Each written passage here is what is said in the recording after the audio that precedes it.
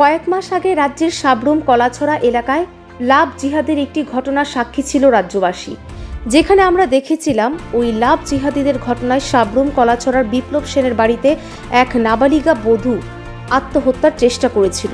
পরবর্তীতে তাকে জিবিপি হাসপাতালে ভর্তি করানো হয়েছিল এবং সেখান থেকে তাকে কলকাতা নিয়ে যাওয়ার পথে তার মৃত্যু হয়েছিল। পরবর্তী সময়ে বিপ্লব সেনের বিরুদ্ধে মামলা করেছিল ওই নাবালিকা বধূর মা ও বাবা। এবার নাবালিকা বধূর বাবা দীপঙ্কর দাস ও তার স্ত্রীর উপর প্রাণঘাতী হামলা সংঘটিত হলো। আগরতলা জিবিপি হাসপাতালে চিকিৎসারত অবস্থায় দীপঙ্কর দাসের স্ত্রী সংবাদ মাধ্যমের মুখোমুখি হয়ে ঘটনার ভয়াবহতা প্রকাশ করল।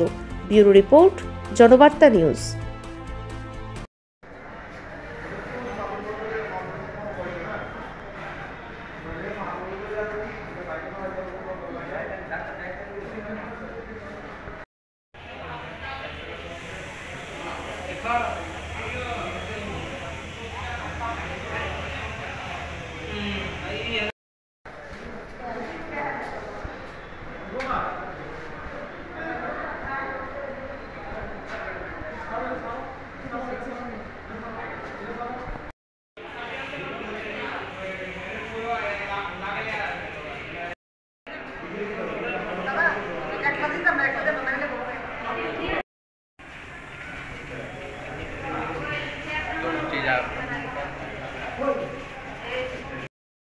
ওখানে যে ডিউটি করে এরা তো কোন সময় কিতা করে মেরেলা এই যদি মেরেলা আমার স্বামী এরা তো অভিযোগগুলো অ্যাটাক করে, মানে ওই লুকায় দেখা ওই হ্যাঁ ওই ওই ইটা করে ইটা করে যদি মেরেলা কারা মারে ওই বিপ্লব সেন অরুণ আলাদা কি কারণে মারতে আমার মেয়ের ব্যাপারে কি হয়েছিল ঘটনাটা?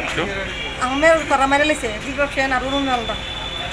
এখন আমরা জামাইরে কি কারণে মারতেছে? কারণটা এই ব্যাপারে ওই কেসটা তুলন লাগে ওই 16-20 লাখ টাকা দিলাইব, আমরা কেসটা তুলে লিখতাম। এই কথা কে কইতেছে? অরুণ আলাদা বিপ্লব সেন। আজকে আমরা জামাইয়ের উপরে কি করছে তারা? তারা মারছে আজকে। কোন জায়গাতে করে? এটা বাগবাগান বদলি ওইখানে মারছে না? ডিমেল বাগবাগান। হ্যাঁ।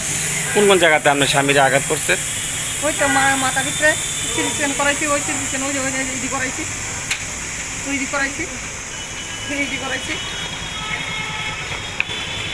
এখন কেমন আছে আপনার জামাই? বেশি ভালো না। জিবি থেকে অ্যাডমিট রাখছেন? না, বাইক নিয়ে যাবো।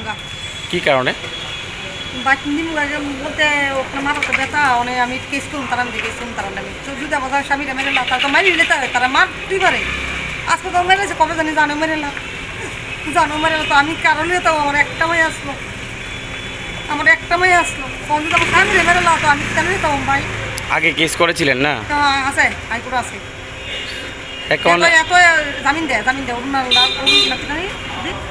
অরুণ হালদার বিপ্লব সেন। বাড়ি কোথায় ওদের? সাবরুম কলাছড়া এমএদার না ক্যামেরা তো না